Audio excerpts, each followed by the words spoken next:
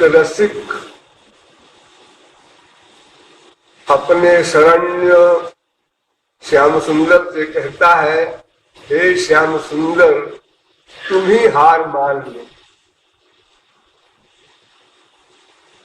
इस वाक्य से ऐसा प्रतीत होता है कि श्याम सुंदर से किसी का झगड़ा चल रहा, लड़ाई झगड़ा युद्ध, और दोनों पार्टी में कोई हार नहीं रही है, ऐसा युद्ध चल रहा है। तो एक तीसरी पार्टी कहती है कि हे श्याम सुंदर, तुम ही हार मान लो।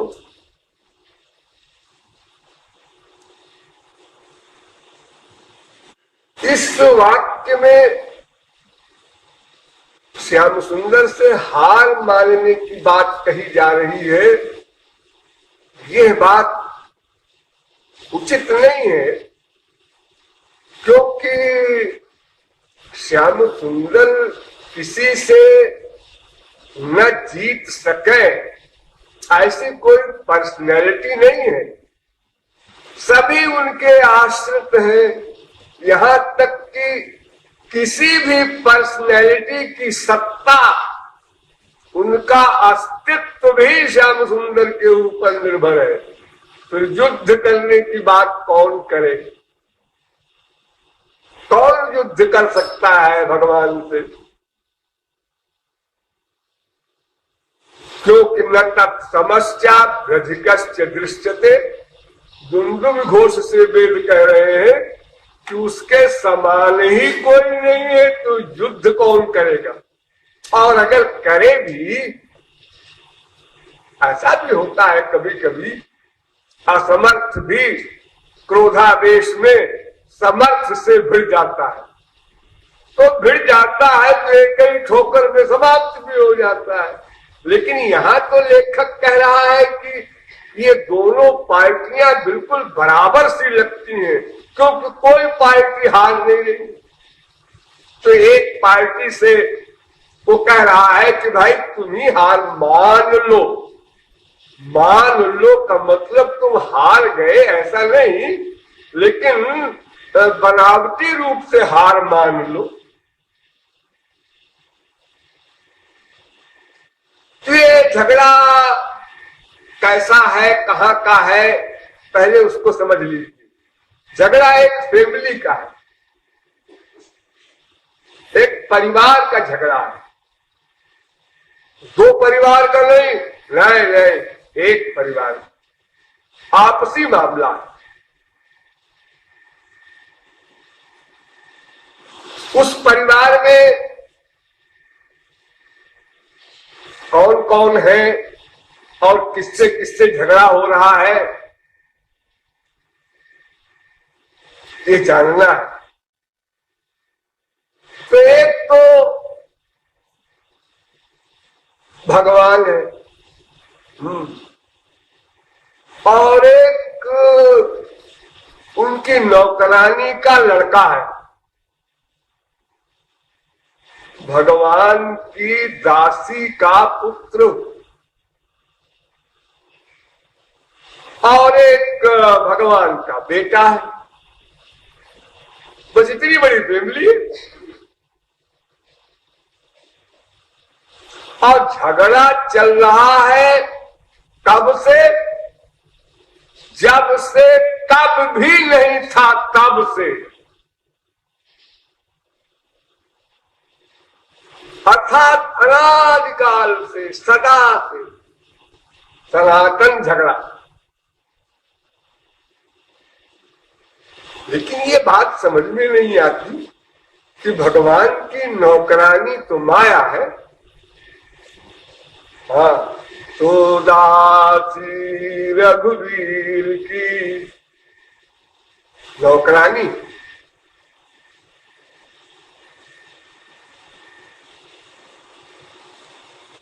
भगवान के दो प्रकार के नौकर होते हैं। एक नौकर तो ऐसे होते हैं जो भगवान के गुणों को गा गा करके, उनकी प्रशंसा कर करके, उनकी पर्सनैलिटी को समझा समझा करके जीवों को भगवान की ओर ले जाते हैं, इनको कहते हैं महापुरुष, संत, महात्मा, रसिक, अनेक नाम है। और अगर कोई न सुने न माने इनकी, तो एक नौकरानी और भी है भगवान के पास, जो न मानने वालों को दंड देती, और दंड दे करके ये इशारा करती है, उधर जाओ, इधर मत आओ, भगवान की ओर जाओ, हमारी ओर मत आओ। ये माया नाम की दासी। माया कोई खतरनाक चीज नहीं है, ये नौकरानी बड़ी अच्छी है। अगर ये नौकरानी न हो तो अनंत कोटि संत संसार में आया करे, कुछ नहीं कर सकते। हाँ? ये महात्मा लोग जो कमाल दिखाते हैं अपना आकर के संसार में, बड़े बड़े अवतारी लोग, इनका कमाल सब निरर्थक हो जाए अगर माया नौकरानी अपना काम न करे। अरे संत लोग क्या करेंगे? भगवान की बातें बताएंगे। हाँ, किसको? भगवान के पुत्रों को, बहके हुए पुत्रों को, जो कुपुत्र हैं उनको। लेकिन एक बात आपने सोचा कि ये संतों की बात जो बताई जाएगी संतों द्वारा, इसको कोई सुनेगा ही क्यों? हमारे पास टाइम नहीं। अनेक महात्मा जी आए होंगे, मेरे महात्मा घूमते रहते हैं, क्या काम न धंधा, बाबा जी बन करके यहां वहां खा बखा। अरे भाई तुम्हारे कल्याण की बात बताएंगे। अरे तारे कल्याण करने वाले आए, लीजिए बात। और अगर महात्मा जी ने कहा मैं तुम्हारे कल्याण के लिए आया हूं, तो वो हंसी होगी उनकी, ये कल्याण करने आए। देखो तो जरा उनकी शक्ल देखो, कोई नहीं सुनने वाला संत महात्माओं की। इसलिए तुलसीदास जी ने बड़े जोरदार शब्दों में लिखा, मूरख हृदय नचेत यदि गुरु मिलई बिरंच सब, भूलई फलई न बेद यद्यपि सुधा बरसहि जलद। चाहे अमृत की वर्षा हो, लेकिन पेट में फूल फल नहीं आएगा। ऐसे ही जो सुनना नहीं चाहता, उस पर क्या कृपा करेगा कोई संत, कोई महात्मा, कोई भी हो। और अगर कहीं उसने सुन भी लिया तो हंस देगा। अरे बाबा जी, तुमको एक वाक्य नहीं मालूम क्या? तुम कहते हो भगवान ने इंसान को बनाया। हाँ बिल्कुल बिल्कुल, हम कहते हैं इंसान ने भगवान को बनाया। क्या मतलब? अरे मतलब ये सीधा सीधा है कि ये इंसान के दिमाग की उपज है भगवान। भगवान नाम की कोई चीज नहीं होती कि बैठे ठाले बूढ़े बाढ़े ये मनुष्यों ने, जिनका जो सठिया गए, खोपड़ी खराब हो गई, जंगल में खाने पीने को मिला नहीं, तो हाफ मैड होकर के उन्होंने कहा भाई दुनिया को बेवकूफ बनाना चाहिए। कैसे बनेंगे? सब दुखी तो ही है, परेशान तो ही है, एक भगवान का हौवा खड़ा कर लो। तो बिगड़े हुए दिमाग की उपज है भगवान, हम लोग ये मानते हैं। अब महात्मा जी क्या बोलेंगे? बोलिए महात्मा जी क्या बोलते हो? भेद में लिखा, अरे तुम्हारा भेद तुम्हारा पोथा, हम नहीं मानते, तो हमारी इच्छा। ये अधिकार किसी महात्मा को है नहीं। यहां नहीं मानते, मैं तुम्हें अनुभव करा दूं तो, तुम्हें परमानंद दे दूं तो, भगवान के दर्शन करा दूं तो, ये कहने की हिम्मत नहीं किसी महापुरुष में, क्योंकि उसको अधिकार ही नहीं है ऐसा करने का। इसलिए क्या करेगा बेचारा? सिर झुकाकर चुपचाप अबाउट कर कोई मार्च लौट जाएगा अपने आश्रम में। ये माया नाम की नौकरानी जब अपनी कृपा करती है और चप्पल जूते लगाती है संसारी जीवों को, जब स्त्री ने पति को डांट लगाया, जब पति ने बीवी की पिटाई की, जब बेटे ने बाप का अपमान किया, जब ये नाटक हुआ, तो मनुष्य कहता है साफ स्वार्थी है। तो वो बाबा जी जो कह रहे थे ना कि भगवान ही सत्य है, वही बात ठीक है। मेरा इशारा ये है कि बिना वैराग्य के श्रद्धा की उत्पत्ति नहीं होगी, और बिना श्रद्धा की उत्पत्ति हुए किसी भी महापुरुष का संग कुछ भी नहीं कर सकता। आदौ श्रद्धा तथा साधु संगो भजन क्रिया। प्रारंभ होता है श्रद्धा से, इसके पीछे और कृपालु चढ़ जाता है एक कदम।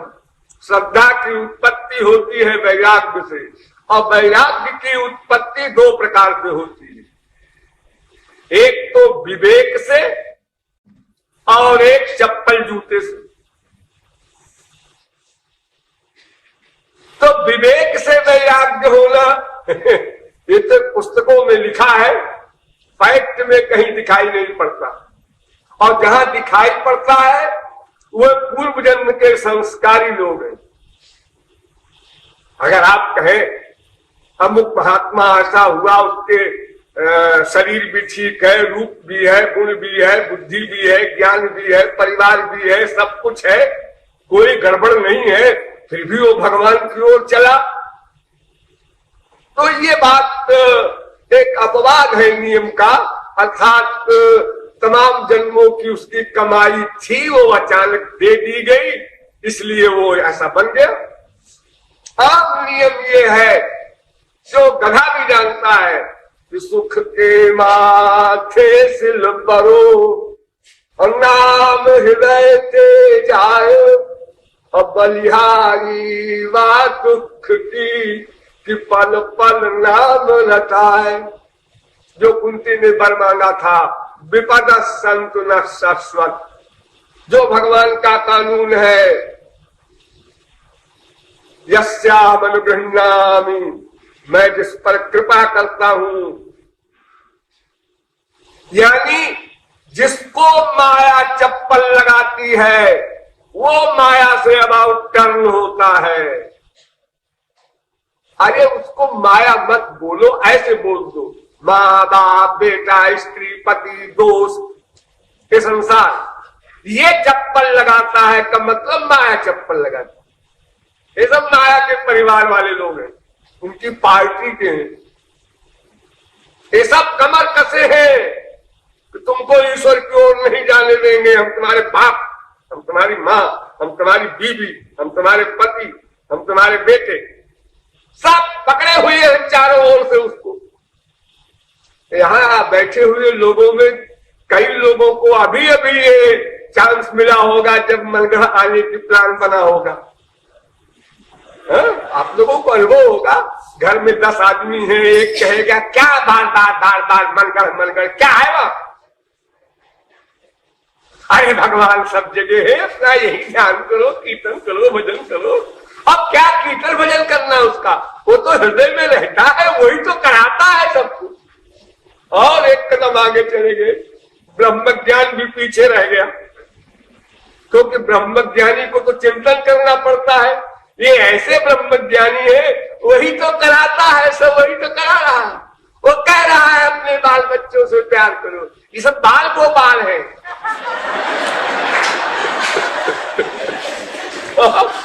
बड़े बड़े लेक्चरर है हमारे संसार में। सरस्वती बृहस्पति भी नतमस्तक होकर वापस चले जाए इनके आगे। तो ये जो माया नाम की नौकरानी है, ये जब दंड देती है तब हमारा जो मिथ्या ज्ञान है, संसार हमारा है, ये माँ हमारी है, बाप हमारा है, ये बेटा हमारा है, ये हमारे सुख के लिए है, ये हमारा हित चाहते हैं, ये हमारे हितैषी है। जब इसका भंडा फोड़ करती है माया, तब जीव सतर्क होता है, यानी वैराग्य होता है। क्षणिक वैराग्य सही, क्षणिक वैराग्य भी होगा तो क्षणिक श्रद्धा होगी, तो क्षणिक संत समागम होगा, तो लाभ बहुत बड़ा मिलेगा। क्षण भर का भी क्षण संगे न साधु, इतना बड़ा पापात्मा अजामिल, लेकिन क्षण भर का उसका संग, जो यमदूत और विष्णु दूतों का परस्पर संवाद हुआ, वो उसने सुना और वैराग्य हो गया, निर्वेद हो गया उसको। गंगाधार मुपेयाय त्यक्त सर्वानुबंधना, और कुरुक्षेत्र में जाकर उसने फिर भक्ति की श्री कृष्ण की, मरा नहीं। और उसी जन्म में भगवत प्राप्ति की, और फिर विष्णुदूत ही आए, जमदूत की हिम्मत नहीं पड़ी जाने की, और वो लोग गए। आप लोग हमारी भाषा में सुनते हैं, एक घड़ी आधी घड़ी, आधी में पुनियाध, तुलसी संगत साध की। कोई भी संग हो, अगर असली संग है और असली बर्तन है, तो क्षण भर भी ज्यादा है, अधिक है।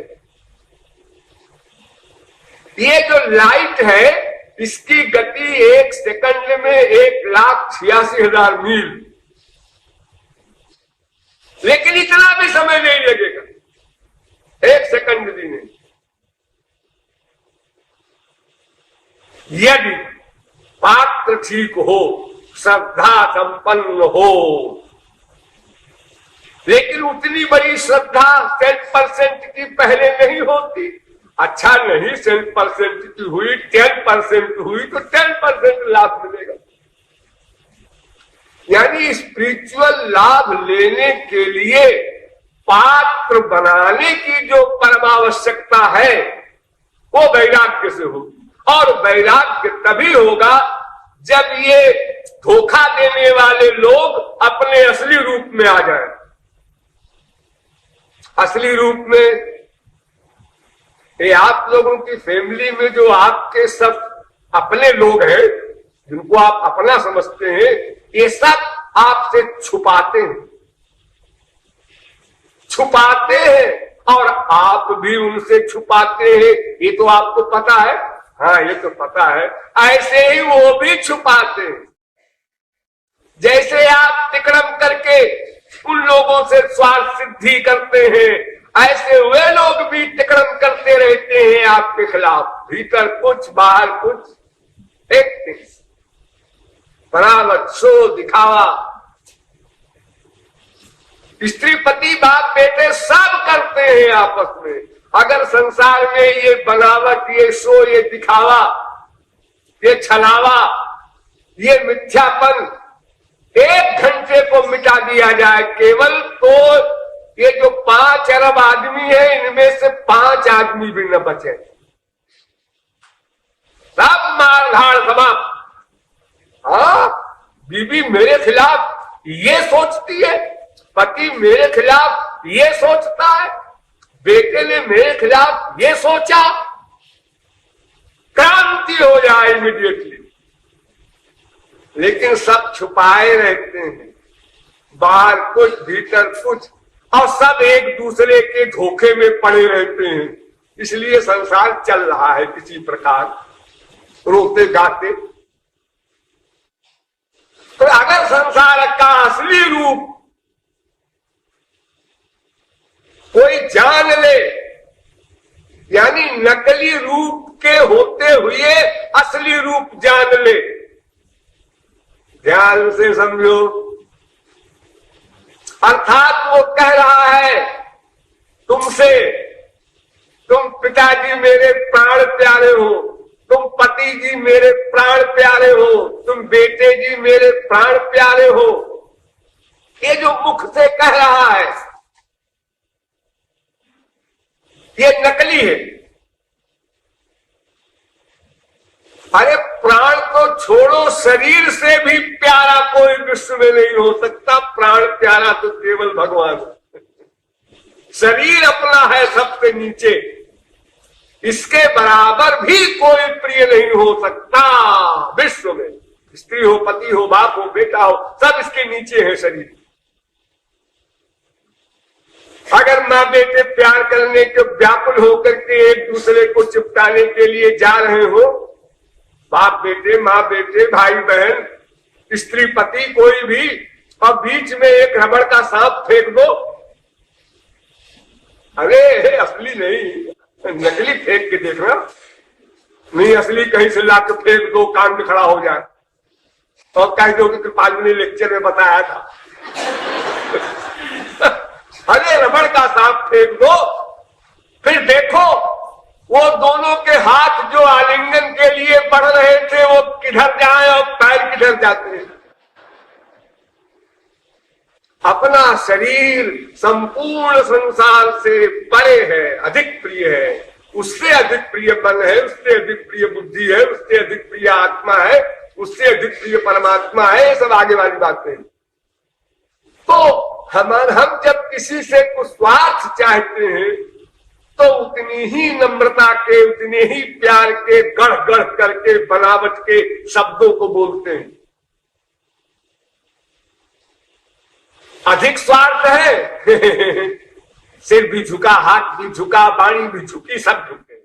थोड़ा स्वार्थ है फर्क पड़ गया आवाज, और मामूली स्वार्थ है नमस्ते, एक हाथ से नमस्ते हो रहा। जितना स्वार्थ है उतनी हमारी क्रियाएं होती हैं प्रैक्टिकल। सब आप लोगों का अनुभव है, मुझे, मैं कोई नई बात नहीं बता रहा हूं। तो ये जो नकलीपन है, अगर इसकी असलियत आप जान ले, आप कैसे जानेंगे? अंतर्यामी तो है नहीं, इसलिए इस लाइन से आप पास नहीं होते। अगर आप अंतर्यामी होते तो उसकी नकलियत की वास्तविकता जान लेते और वैराग्य हो जाते, लेकिन आप वो जान नहीं पाते। तब दूसरा रास्ता है कि जब वो असली रूप में आ जाए, वो बाप, वो माँ, वो बेटा, वो स्त्री, वो पति, कि मैं तो तुम्हारा खून चूस चूस करके तुमसे स्वार्थ सिद्ध करना चाहता हूं। बेटा, मैम साहब, पतिदेव, असलियत ये है मेरी। दोनों भगवान की ओर चल रहे हैं। जी हाँ, जी हाँ, दोनों मंदिर जाते हैं। जी हाँ, दोनों ने एक गुरु जी बनाया है। अच्छा अच्छा अच्छा, दोनों कीर्तन करते हैं। हाँ हाँ, एकादशी का जागरण किया है सारी रात। अच्छा, और उसमें से एक अगर भगवान की ओर अधिक चला और महाराज जी के पास ही रह गया मनगढ़ में, तब देखो बीबी का विराट रूप, या बीबी रह गई तो देखो पति का विराट रूप। ये गुरु जी महाराज नहीं है, ये तो वगैरह वगैरह है। क्या क्या शब्द न बोलेगा, क्या क्या उसका रिएक्शन न होगा। ये क्यों? वो भगवान का विरोधी नहीं है, वो इसलिए ऐसा कर रहा है कि मेरा स्वार्थ गया। मैंने बीबी इसको बनाया था, मैंने पति इसको बनाया था, मैंने इसको जो अपना माना था, अपने मतलब के लिए माना था, अब मेरा वो मतलब बिगड़ रहा है। एक कच्चा चिट्ठा। तो संसार से वैराग्य कराने वाली भगवान की दासी माया है। वो किसी रूप में करावे। सूरदास को वैराग्य हुआ, तुलसीदास को वैराग्य हुआ, सारे संतों को वैराग्य हुआ। वो वैराग्य का कारण संसार हुआ, कोई नौकरानी हुई। उसकी जब चप्पल जूते की मार पड़ती है जीव के ऊपर, तब उसको ज्ञान होता है ये असलियत है आपकी, हम तो कुछ और समझते थे। अच्छा हुआ अभी तक मैं डार्क में था, अब प्रकाश में आ गया। अब प्रकाश में आया तो क्या करेगा? तो प्रकाशमान के पास जाएगा और कोई जगह नहीं तीसरी। संसार से जो विरक्त होगा वो कहां जाएगा? वो भगवान की ओर ही जाएगा, स्वाभाविक जाएगा। अब अगर कोई सही महापुरुष मिल गया उसको तो ठीक ठीक चलेगा, अगर सही महापुरुष नहीं मिला तो गलत फलत चलेगा, लेकिन चलेगा ईश्वर की ओर। ईश्वर की ओर चलने की बात दो प्रकार की है मोटे तौर पर। एक तो भूख है लेकिन बेचारा जानता नहीं क्या करे। एक ने कहा रामायण का पाठ किया करो, गीता का पाठ किया करो, तुम बस हनुमान चालीसा पढ़े जाओ, शिव चालीसा पढ़े जाओ, गुरु ग्रंथ साहब का पाठ किए जाओ। एक कहता है बस जप किए जाओ रोज 1 लाख। ये जैसा जिसने बता दिया, जितना ज्ञान दे दिया उसी के अनुसार बेचारा लगा है उसी। अब वो उस लक्ष्य को पा नहीं सकता जब तक कि सही सही तत्व ज्ञान न हो। अरे तत्व ज्ञान सबसे पहला यही है कि ये उपासना या भक्ति या भगवान के पास जाना, ये है किसको जाना? वो जाना है मन को। अभी यही गड़बड़ है, उसको बताया नहीं गया बेचारे को कि मन को जाना है, तो अपनी इंद्रियों को ले जा रहा है। उठाया सिर को और पटक दिया गुरु जी के चरणों में या मंदिर में, उठाया पैर को और क्विक मार्ग चला गया बद्रीनारायण। वो समझता है कि बस भगवत प्राप्ति हो जाएगी हमको, हमारे पंडित जी ने बताया है ऐसा करो। तो कुछ लोग ऐसे हैं जो बेचारे नासमझी के कारण, ठीक ठीक न जानने के कारण ठीक ठीक साधना नहीं कर पा रहे हैं, लेकिन है भूखे हो। अगर उनको ठीक ठीक गाइड मिल जाता तो वो बहुत कुछ कर लेते, बहुत आगे बढ़ जाते। और जिनको ऐसा हिसाब जिनका बैठ गया, वास्तविक महापुरुष मिल गया और वास्तविक ज्ञान उसको हो गया, उसने एडमिट कर लिया, उसको गुरु रूप में वर्ण कर लिया, वो चल पड़ा ईश्वर की ओर। तब स्पीड कम हो ज्यादा हो, देर में पहुंचे जल्दी पहुंचे, यही फर्क पड़ेगा, लेकिन जाएगा ईश्वर की ओर। यहां से प्रयाग जाना है किसी को, 40 मील का सफर है, कार से जाएगा 1.5 घंटे में पहुंचेगा, साइकिल से जाएगा 4 घंटे में पहुंचेगा, वो पैदल जाएगा 10 घंटे में पहुंचेगा। पहुंचेंगे सब। वो रायबरेली और लखनऊ की ओर नहीं जा रहे हैं, इसलिए पहुंचेंगे। मंद गति से जाएंगे, देर में पहुंचेंगे। तो ये माया नौकरानी बहुत बड़ी हितैषणी है भगवान के पुत्र की, लेकिन भगवान का पुत्र अज्ञानी है तो उसकी बुराई करता है। ये माया ने नाक में दम कर रखा है। माया ने, अरे माया ने अगर इतना नाक में दम कर रखा है तब भी तुम बेहोश हो, अगर बिल्कुल वो नाक में दम न करती तो क्या हाल होता तुम्हारा? इतनी तुम मुसीबतें भोग रहे हो, इतना अपमान, इतना कष्ट, सारे संसार संबंधी, कोई फैमिली का ही नहीं बाहर का भी, चारों ओर छल कपट प्रपंच, और उसका दुख भोग रहे। अस्तु भगवान की एक नौकरानी है, उसका एक लड़का है, उस लड़के का नाम है अंतःकरण। ये आप लोग जो हृदय पे हाथ रखते हैं, प्यार में, खार में, दर्द में, जहां दर्द हो रहा, ये अंतःकरण रहता है वहां, और वो सूक्ष्म होता है। एक तो पार्ट होता है हृदय फिजिकल, वो नहीं, उसमें एक अंतःकरण होता है। तो अंतःकरण के कई रूप हैं, मन, बुद्धि, चित्त, अहंकार, ये सब उसके अपने रूप हैं। खाली मन समझ लीजिए, एक मन होता है, वो मन माया से बना है, उसका निर्माण माया से हुआ है, यानी मन जड़ है। जैसे पत्थर आप देखते हैं जड़, ऐसे ही है मन। आप कहेंगे कि ऐसा कैसे आप कहते हैं, इतना सारा वर्क मन कर रहा है 24 घंटे। अरे तो आप इस पत्थर को लेके ऐसे ऐसे हिलाइए, ये भी वर्क कर रहा है। ये तो हिलाने वाले पर निर्भर है। ये तो आत्मा के चैतन्यता को पा करके मन चैतन्यवत, चैतन्यवत, वत है, चैतन्य नहीं हो गया। आत्मा के संपर्क से, यानी चेतन के संपर्क से जड़ चैतन्य हो गया। आत्मा ने मन को चेतन किया, मन ने इंद्रियों को चेतन किया, इंद्रियों ने पत्थर को चेतन किया, पत्थर हिलने लगा। इस पत्थर के हिलने का कारण हाथ, हाथ का कारण मन, मन का कारण आत्मा।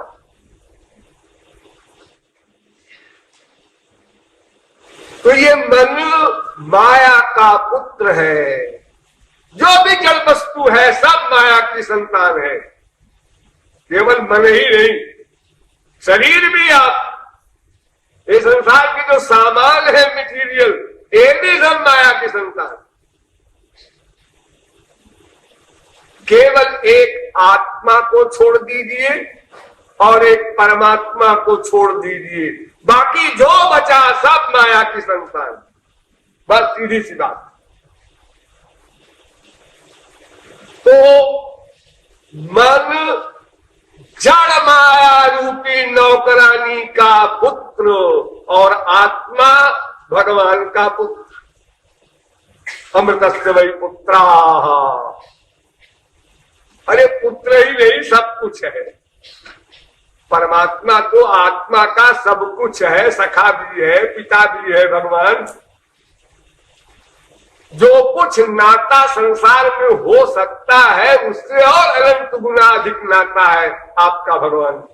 उन्होंने फ्री कर दिया कि तुम मेरे बेटे हो, ये भी ठीक, तुम मेरी प्रेयसी हो, ये भी ठीक, तुम मेरी माँ हो, ये भी ठीक, मैं तुम्हारी माँ हूं, हाँ हाँ मान लो, हो गया। अरे नहीं साहब, माँ तो आप है आपसे हम उत्पन्न हुए हैं। ये तो आयुधानि भूतानि जायन्ते येन जातानि जीवन्ते, आपने वेद में कहा है। अरे वो ठीक है, लेकिन हम तो वो भी कल मानने को तैयार है कि तुम मेरी माँ बन जाओ, बाप बन जाओ, मैं तुम्हारा बेटा बन जाऊं। ओरिजिनल रूप वो जरूर है कि प्रत्येक जीव भगवान का अंश है, इसलिए पुत्र है, क्योंकि अंश अंशी से उत्पन्न होता है।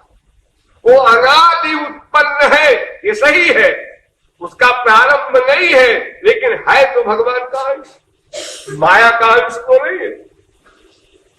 वो महाचेतन है, ये लघु चेतन है, बस इतना अंतर है। जो जो चीजें भगवान में है सच्चित आनंद, वही सब जीव में है सच्चित आनंद। लेकिन वो अनलिमिटेड लिमिट का वहां सामान है, यहाँ छोटी लिमिट का है। सब एक सूर्य है तो एक जुगनू का प्रकाश है, दीपक का प्रकाश है। ये भी अपने यहां कहता है मैं प्रकाशक हूं।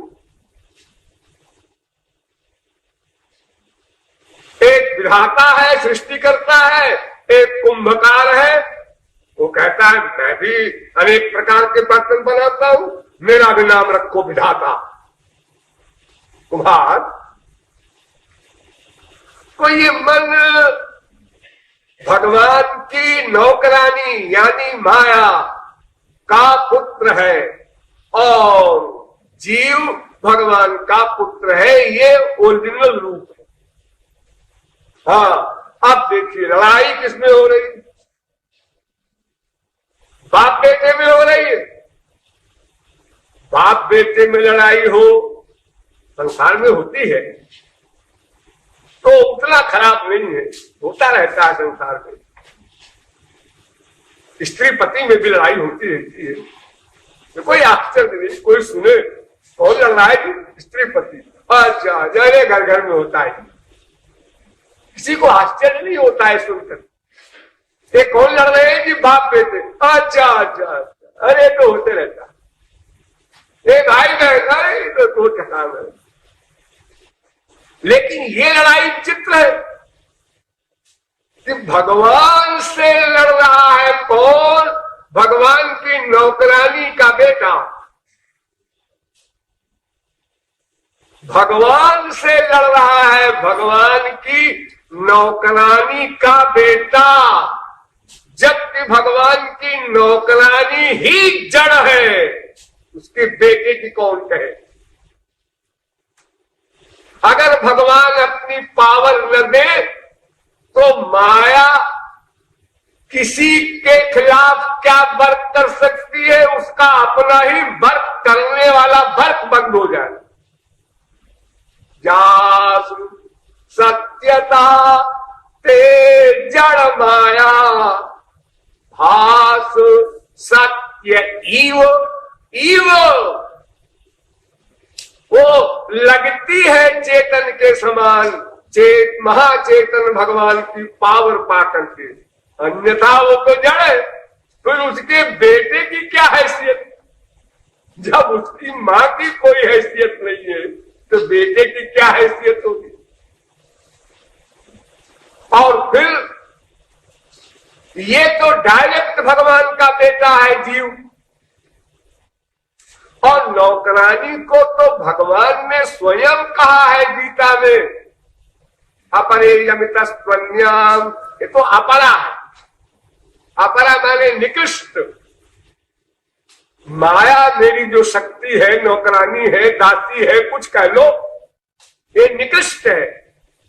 और मेरा बेटा जो है जीव, ये उत्कृष्ट है, पराशक्ति इसका नाम रखा भगवान ने गीता में।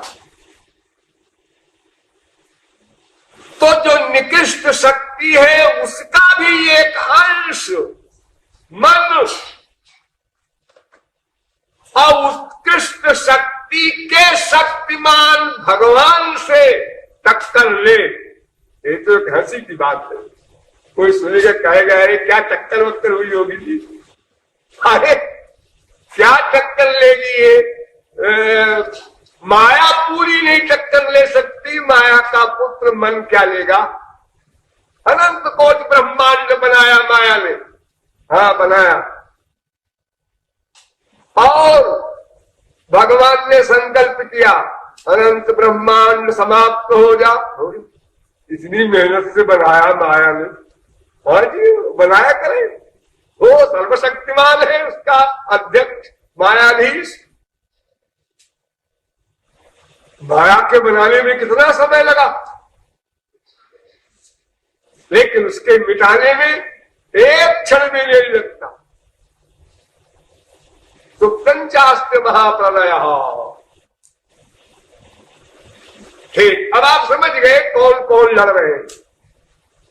अब लड़ाई क्या है ये समझिए। लड़ाई है क्या? कुछ मन का सामान चुरा लिया है भगवान ने, या भगवान का सामान चुरा लिया है मन ने, या भगवान के काम में डिस्टर्ब कर रहा है मन, या मन के वर्क में डिस्टर्ब कर रहा है भगवान। आखिर लड़ाई तो किसी आधार पर होगी। क्या लड़ाई है इन दोनों? लड़ाई भी विचित्र है। लड़ाई ये है कि मन कहता है पहले कृपा करो, भगवान कहते हैं पहले शरण में आ जाओ, मेरी नौकरानी की शरणागति छोड़ दो, मेरे शरण में आ जाओ। आप लोगों ने 1000 बार सुना है, वेद से लेकर रामायण तक, ये हमारे विद्यार्थी लोगों ने 1000 बार सुनाया है, हमने भी बताया है कि भगवान की कृपा से ही भगवान को प्राप्त किया जा सकता है, और भगवान की कृपा होती है जो भगवान के शरणागत हो जाता है जिसका मन। आप भगवान ने तो कह दिया जो आए मन तू मेरी शरण में आ जा तो मैं कृपा कर दूं। तो मन कहता है कि आप कृपा कर दीजिए, मैं शरण में आने को तैयार, पक्का। अब पहले कौन करे? मन कहता है पहले कृपा करो, हमें तुम्हारे ऊपर विश्वास नहीं, हम शरणागत हो जाए और तुमको अंगूठा दिखा दो। भगवान कहते हैं नहीं, पहले मैं कृपा नहीं करूंगा, पहले शरणागत हो जाओ फिर मैं कृपा करूंगा। पहले मैं कृपा कर दूं और तुम अबाउट टर्न होके चल लो कि हम तो पा गए, नमस्ते। यानी दोनों को दोनों पर विश्वास नहीं है, इसलिए सारा झगड़ा चल रहा। आप लोग देखते हैं अपने संसार में अरबों रुपए का काम हमारे देश में चल रहा है विश्वास के ऊपर। आपने 1 करोड़ रुपया उठाकर दे दिया बैंक में और आप बाहर खड़े और वो गिन रहा है ठाट। अब अगर वो कह दे कि रुपया कब दिया तुम, कैसा रुपया, आप क्या करेंगे? 4-6 गवाही तो आप ले नहीं जाते वहां, और गवाही सब गिने रहे रुपया को, सब नोटों का नंबर लिखा रहे आपके पास, और वो बरामद हो वहां, ये तो हो नहीं सकता। आप विश्वास कर लेते हैं कि भाई हमने जो रुपया दिया है वो सही सही गिनेगा और उसकी रसीद बना देगा। अब अगर आप कहे पहले रसीद दो जी, हम रुपया कैसे दें, और वो कहे पहले रुपया दो जी, तो कोई काम नहीं होगा। देखो इतनी सी खिड़की होती है रेलवे में जिसमें हाथ जाता है मुश्किल से। आप रुपया लेके ऐसे खिड़की में हाथ डाल देते हैं, टिकट कहां जाओगे, बंबई। उसने रुपया ले लिया, लेके रख लिया, गिन लिया, समझ लिया, उसके बाद टिकट दिया, न दे टिकट। आप कहे रुपया दिया, कहां दिया, झूठ बोलता, रुपया कहां दिया। अगर आप कहे पहले टिकट लाओ तो रुपया दे, वो कहे पहले रुपया लाओ तो टिकट दे, तो हो गया काम तुम्हारा, में कोई काम ही नहीं होगा। लेकिन भगवान की शरणागति का जब प्रश्न आता है तो यहां हम कहते हैं पहले कृपा करो, भगवान कहते हैं नहीं, पहले शरणागत हो जाओ। बस इसी झगड़े में 84 लाख में हम अनादिकाल से घूमते जा रहे हैं। न भगवान जिद छोड़ते हैं कि कृपा कर ही दे, और न मन जिद छोड़ता है कि चलो शरणागत हो ही जाते हैं। अरे अनंत बापों के, माओं के, बहनों के, भाइयों के, बीवियों के शरणागत हुए अनंत बार। एक बार भगवान के या महापुरुष के शरणागत हो जाते हैं, अरे नहीं भगवत प्राप्ति होगी तो क्या बिगड़ जाएगा। हम संसार के शरणागत अनंत बार हुए तो क्या लड्डू पेड़ा मिल गया, ऐसे ही एक बार सट्टा इधर भी खेल देते हैं।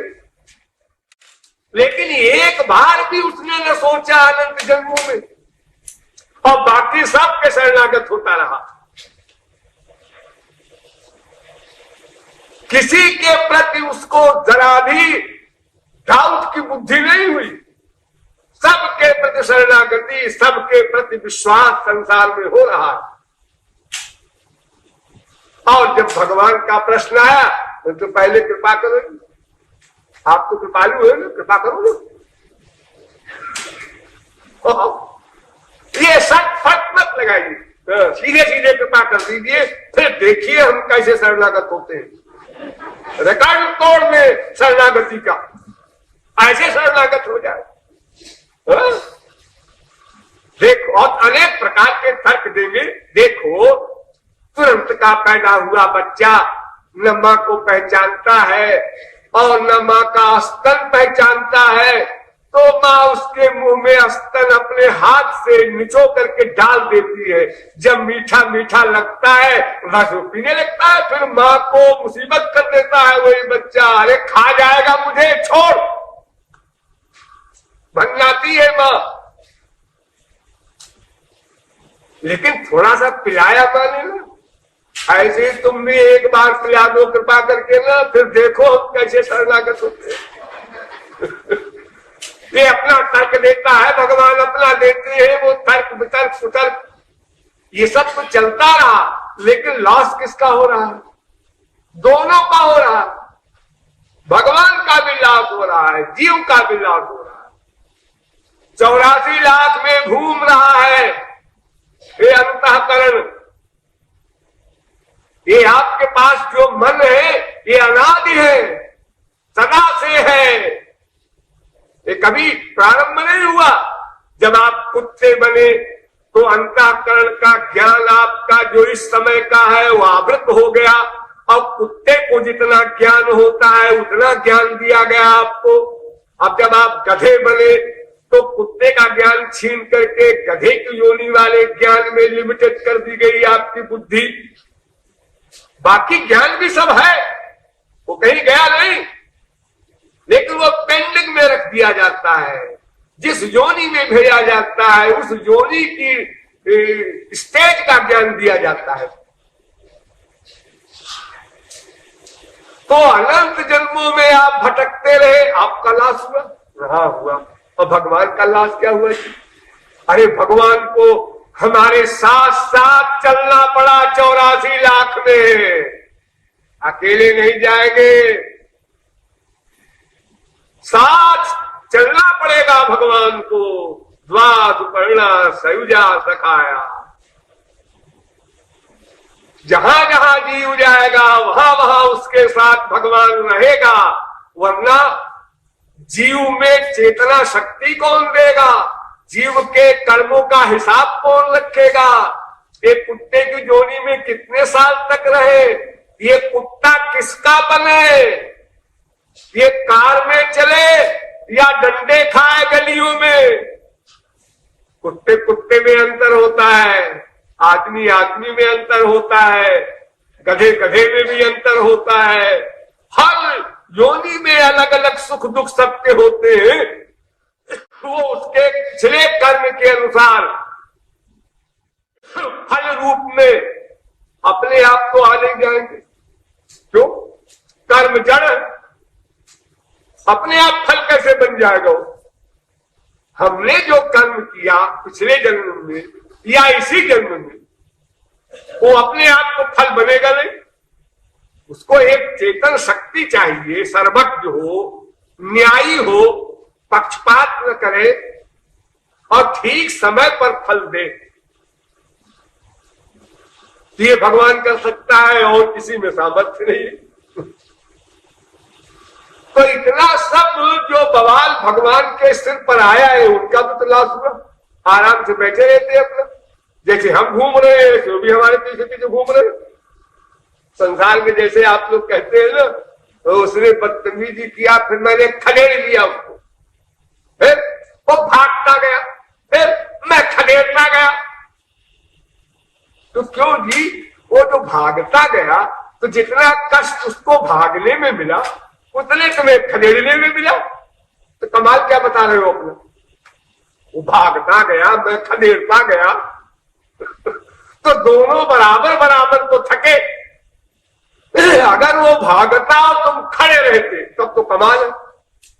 वो भागता गया, तुम खदेड़ते गए, दोनों का परिश्रम बराबर है।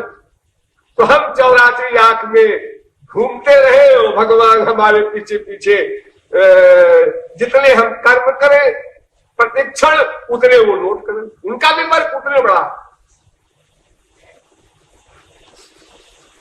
ठीक हमारे बराबर। तो ये बिना वजह की मुसीबत मोल ले रखा है भगवान ने ना। वो कृपा कर देते तो मन तो शरणागत हो ही जाता है। गधा जानता है, अरे किसी को गुड़ की जगह चीनी मिलती है तो वो गुड़ नहीं खाता।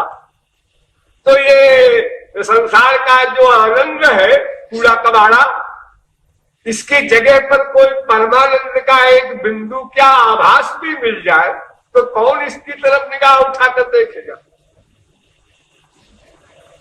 अरे स्वर्ग का सुख अगर आप लोगों को मिल जाए तो मृत्युलोक के सुख को लात मार दे। स्वर्ग लोक के सुख की बात कर रहा हूं। स्वर्ग लोक का सुख समझ लो रसगुल्ला, और मृत्युलोक का सुख समझ लीजिए एक पाखाने के शक्ल में रहने वाला। रसगुल्ले की शक्ल हो लेकिन हो पाखाने का रसगुल्ला बना दो। तो अगर आपको रसगुल्ला कोई खाने को तो असली, हाँ बड़ा अच्छा लगा, और नंबर 2 पाखाने वाला रख दे, वो पहले वाला भी निकल जाएगा, उल्टी हो जाएगी। इतना बड़ा अंतर है स्वर्ग के सुख से आपके मृत्युलोक के सुख में। स्वर्ग के देवताओं के शरीर से ऐसी खुशबू आती है कि आप मूर्छित हो जाएं, उस सुख को सह नहीं सकते। अगर स्वर्ग के देवता आपके शरीर के पसीने की बदबू उनकी नाक में चली जाए तो क्या हाल होगा उनका, ये अभी आप नहीं सोच सकते। हाँ? यद्यपि आप लोग अनंत बार स्वर्ग में जा चुके हैं, लेकिन वो विस्मरण हो गया है, वो स्मरण नहीं रहता है, इसलिए फिर उसी की कामना करता है मनुष्य। अस्तु, अनंत जन्म बीत गए इस झगड़े में, न भगवान कृपा करने को तैयार और न मन शरणागत होने को तैयार। भगवान कहते हैं भाई एक बात है, अगर मैं कृपा कर दूंगा तो फिर मैं भगवान कहलाने लायक नहीं रहूंगा, तो मेरा लोग विश्वास नहीं करेंगे। विश्वास नहीं करेंगे, ऐसा कैसे आप कहते हैं? मैं ठीक कहता हूं, सिद्ध कीजिए। देखो, संसार में किसी के 4 बच्चे हैं। एक बच्चे ने दिन भर बाप की सेवा की तो बाप ने उसको 10 रुपए इनाम दिया। दूसरा बच्चा दिन भर सोता रहा और अपने बाप को गाली बकता रहा या बाप का अपमान करता रहा, उसको भी 10 रुपया दिया। तो इसका क्या परिणाम होगा? वो जो पहला बच्चा है जिसने काम किया है दिन भर और 10 रुपया पाया है, वो भी काम करना बंद कर देगा, वो भी गाली बकना शुरू कर देगा, क्योंकि 10 रुपया तो मिलना ही है। काहे के लिए हम सेवा करें बिना वजह बाप की? या सोते हैं, सोने से भी मिल जाएगा, गाली बकने का भी लेबर क्यों करो? भगवान अगर कृपा कर दे एक जीव पर बिना शरणागति के, तो अनंत संत जो हो चुके हैं पहले वो क्वेश्चन करेंगे, क्या आपके यहां कानून भी बदला करता है दुनिया भी गवर्नमेंट की तरह? क्या आपके यहां वो समदर्शित्व और अकाट्य वेद का लॉ सब निरर्थक है? जब आपने अनादिकाल से ये कानून बनाया कि शरणागत पर ही कृपा होगी, तो आपका कानून कैसे बदल गया, क्यों बदल गया? हमने तो इतनी मेहनत की, जन्मांतर सहस्रेषु, और इस पर कृपा हो गई ऐसे ही। तो फिर भगवान की भगवत्ता, समोहम सर्वभूतेषु, ये जो सिद्धांत है, मैं समदर्शी हूं, इसीलिए लोग भगवान पर विश्वास करते हैं ना। संसार में अगर कोई बलवान किसी गरीब को दबाता है, कष्ट देता है, तो गरीब यही तो कहता है, ठीक है सेठ जी, आपके पास पैसा है, खूब कर लो मनमानी, हमारा तुम्हारा फैसला भगवान के यहां होगा। उसे कॉन्फिडेंस है और बड़े जोर से बोलता है। ये जोर से बोलने का मतलब वो महापुरुष नहीं है, लेकिन इतना फेक भरा है गधों के दिमाग में भी, इंसान कुछ भी कर डाले भगवान तो न्याय करेगा, पक्का करेगा, तुमको दंड मिलेगा सेठ जी, तुम बच नहीं सकते हो। सेठ जी नशे में है, सुन के जा जो होगा देखा जाएगा, तेरा भगवान दंड देगा। अभी तो हम भगवान बने हैं, एक तरफ के अध्यक्ष हैं। वो नशे में वो क्यों सुनेगा? लेकिन वो गरीब जो कह रहा है उसका हृदय वेद से युक्त है, विश्वास युक्त है, तो भगवान कहते हैं मैं अपनी सारी हमारी जो पर्सनैलिटी है, जो हमारा सारा का सारा किया धरा है, सब चौपट कर दे, भला ऐसा कैसे करेंगे? हमारा कानून अकाट्य है, इसलिए भगवान सिद्ध पराणे। और मन कहता है भाई देखो मैंने अनंत बाप बनाए, मां बनाए, बेटा बनाए, बीवी बनाए, कति नाम सुता लालिता, लेकिन सबने धोखा दिया। इसलिए हमें विश्वास नहीं रहा, भगवान हो चाहे भगवान के बाप हो, तुम भी धोखा दोगे। इसलिए पहले कृपा करो। ये झगड़ा अनाज काल से चल रहा है और ये जीव नाम का बेटा इस झगड़े में पिस रहा है बिना वजह। ध्यान दीजिए, लड़ाई झगड़ा तो है मन और श्याम सुंदर से, और दंड भोग रहा है जीव जो मन से संबद्ध है। जीव तो कुछ कर नहीं सकता बेचारा। देखिए यो समझिए, आत्मानम रथिनम विद्धि शरीरम रथमेव तु बुद्धिम तुषारथिम विद्धि मन प्रग्रहमेव च इंद्रियाणि हयानाहुल विषयान् तेषु गोचरान् आत्मेन्द्रिय मनोयुक्तम भोक्ते त्याहुल मनीषिणः। वेद कहता है एक सारथी है, माने पैसेंजर यात्री, और एक रथ है तांगा, उसमें कुछ घोड़े हैं और एक सारथी है गमन करने वाला ड्राइवर, और घोड़े के मुंह से एक लगी हुई रस्सी है सारथी के हाथ में, उसको लगाम कह दीजिए। और ये पूरा तांगा मुसाफिर के घर जाना है, यात्री अपने घर ले जाना चाहता है, पहुंचना चाहता है। लेकिन यात्री को कुछ करने का अधिकार नहीं, वो बैठा रहेगा चुपचाप, बस इधर तांगा ले जाओ उधर ले जाओ, कोई मतलब नहीं। यात्री कहता है कि जब मेरा घर आ जाएगा तो मैं कह दूंगा बस तांगा रोक दो, आ गए। उसके पहले मैं कुछ जानते नहीं हूं, मैं क्या बताऊं। ये यात्री कह रहा है, यानी आत्मा ऐसा कह रहा है। और चलाने वाला कौन है? सारथी यानी बुद्धि। और लगाम कौन है? रस्सी मन।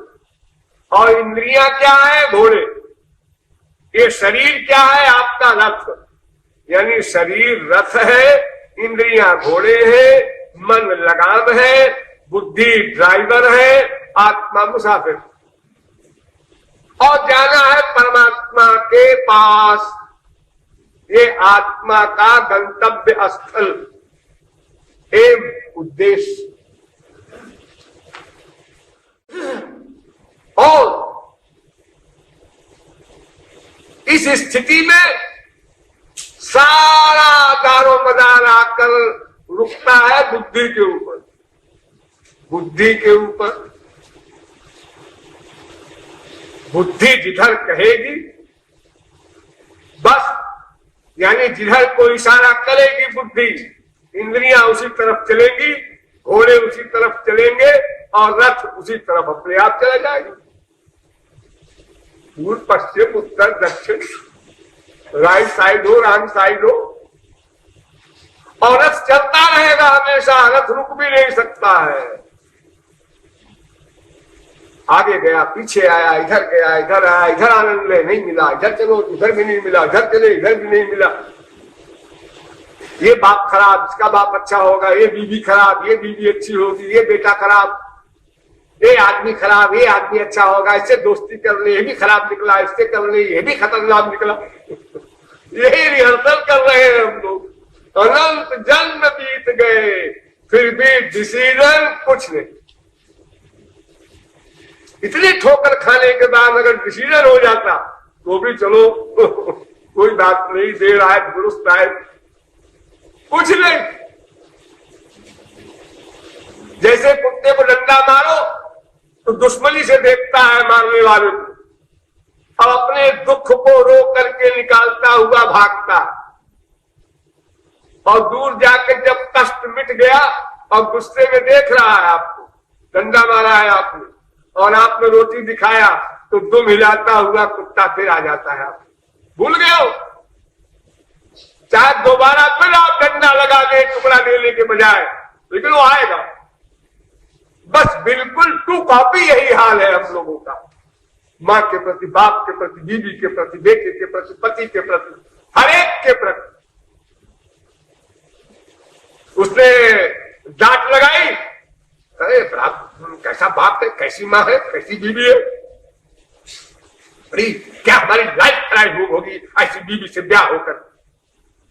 और उसने जहां फिर एक्टिंग की प्यार की, मेरी बीवी तो सती अनुसूया है, सब भूल पाल गया।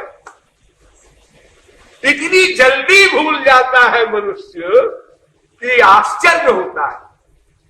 दिन में 10 बार यही नाटक होता है, मेरी बीवी अच्छी है, बहुत खराब, बहुत अच्छी, बहुत खराब, मेरा बेटा बहुत अच्छा, बहुत खराब, बहुत अच्छा, बहुत खराब। अरे कुछ तय हुआ, क्या तय हो जी? उसके व्यवहार के अनुसार हमारा जजमेंट होता है, और उसका व्यवहार परिवर्तनशील है, इसलिए जजमेंट भी परिवर्तनशील है। हाँ, तो आप लोग समझ गए, ये जीवात्मा निरर्थक पिस रहा है इन दोनों के झगड़े में, 84 लाख में घूमने का एक चक्कर बेचारे जीवात्मा को भोगना पड़ रहा है। तो जीवात्मा अपने पिता से कहता है कि आप तो हमारे पिता हैं, क्या छोटों के मुंह लगते हैं। हमारी दुनिया में अगर कोई छोटे को इंपॉर्टेंस दे, महत्व दे, तो महत्व देने वाले को लोग कहते हैं बेवकूफ है। अरे उसके मुंह क्यों लगते, उसको महत्व मत दो। वो गाली बक रहा है, हम सुन ले बहन के मुंह लगते हो, गाली बक रही तो उसको तुम चले जाओ अपना। हाथी अपनी चाल चलत है, कुकर भूकतवा को भुकवा दे। अगर हाथी ये सोचे कि ये छोटा सा कुत्ता हमको भूख रहा है, इसको मैं दुरुस्त कर दूंगी, तो बेचारी वो हाथी फिर यही किया करे दिन रात। उसकी शोभा क्या रही फिर वो। अरे भूखने दो उनको। हम लोग कार में सफर करते हैं तो तमाम गांव में ऐसा अनुभव होता है कि वहां के कुछ कुत्ते ऐसे होते हैं जो कार के साथ भागते हैं उसी स्पीड में, 45 मील 50 मील की स्पीड में। कितनी दूर? 2-3 फरलांग। फिर वो थक कर खड़े हो जाते, दूसरी कार आई फिर भागे। क्यों करते हैं? अब आदत है, क्यों करते हैं? क्या मिलता है उनको ऐसा करने से? वो गुस्सा करके करते हैं या व्यायाम करते हैं, जो भी बात हो, लेकिन वो हमेशा यही करते रहते हैं। और 2-3 फरलांग दौड़ेंगे, हाँफ जाएंगे, फिर खड़े हो जाएंगे। दूसरी कार आई फिर दौड़ेंगे उनके पीछे, साथ साथ भोगते हुए। तो बस हमारा भी यही हाल है। तो जीव कहता है आप हमारे पिता हैं और इतने महान हैं, तो आपको इतने छोटे के मुंह नहीं लगना चाहिए। अरे तो मुंह नहीं लगे का मतलब क्या होता है कि मैं हार मान लूं, अपना कानून बदल दूं? नहीं, कानून बदलने को हम नहीं कह रहे हैं, लेकिन हम तो ये कह रहे हैं कि आपका जो एक और स्पेशल कानून है कृपा करने का। अरे तो कृपा करने का स्पेशल कानून तो बता रहा हूं मैं कि तुम शरणागत हो जाओ तो मैं स्पेशल कृपा करूं। शरणागति कोई मूल्य है क्या चुका रहे हो? अरे भाई, मैं तो जो कृपा कर रहा हूं उसका मूल्य नहीं मांग रहा हूं, मैं तो केवल ये कह रहा हूं कि मैं कृपा करने को तैयार हूं, तुम शरणागत हो जाओ। तो कृपालु कहता है महाराज बिना शरणागति के कृपा नहीं हो सकती क्या? अकारण शब्द आया है आपके नाम के साथ, अकारण करुणा कर, बिन हेतु स्नेही, बिना कारण के कृपा करने वाले हैं आप। शरणागति अगर हुई तो कारण है, कारण तो आ गया। आपने तो बड़े आराम से कह दिया शरणागत हो जाओ, लेकिन आप जानते हैं शरणागत होना कितना कठिन है। ये वाक्य सुनते सुनते कान पक गए और सोचा भी हम लोगों ने शरणागत हो जाए, पर कहिए शरणागत हो जाए, हो कैसे जाए? होते हैं फिर बिगड़ जाता है, फिर बनाते हैं फिर बिगड़ जाता है। वो स्थिर नहीं रहती शरणागति। बड़ी अच्छी भावना हुई, कितनी कृपा कर रहे हैं हमारे गुरु जी, कितने दयालु हैं, कितनी बड़ी चीज दे रहे हैं, इनको प्राण दे दे तो भी अमृत नहीं हो सकते, और फिर निकल गया। मैं कह रहा हूं परसों से कि लेक्चर दीजिए, आके बैठ जाते हैं, बोलते ही नहीं। जैसे कोई अपने नौकर से भी लोग ये सोचते हैं कि भाई इसका शरीर का भी ध्यान रखो, ऐसी सर्विस न लो इससे कि बेचारा परेशान हो जाए। मालिक इतना ध्यान रखता है, अच्छा बेटा तुम थक गए हो, अब तुम जाओ आराम करो। लेकिन यहाँ पर अपने अंदर जो मन में जो भावना थी पहले वो डाउन हुई, तो उसी के अनुसार हमारे विचार बदलते गए और हमारे शब्द भी वैसे ही निकलने लगे। महापुरुष के प्रति हो चाहे भगवान के प्रति हो, क्योंकि वो माँ बाप के प्रति भी वैसे ही होते हैं, इसलिए वही फार्मूला उधर भी लगा देता है बेचारा, क्या करें। तो भगवान कहते हैं अच्छा ठीक है तुम शरणागत मत हो, हम कृपा कर देंगे। बात बन गई। तो फिर कर दो कृपा ना। बिना शरणागति के मैं अकारण तरुण हूं, ये बात तुम मान लो, मैं कृपा कर दूंगा। फैसला मान लो।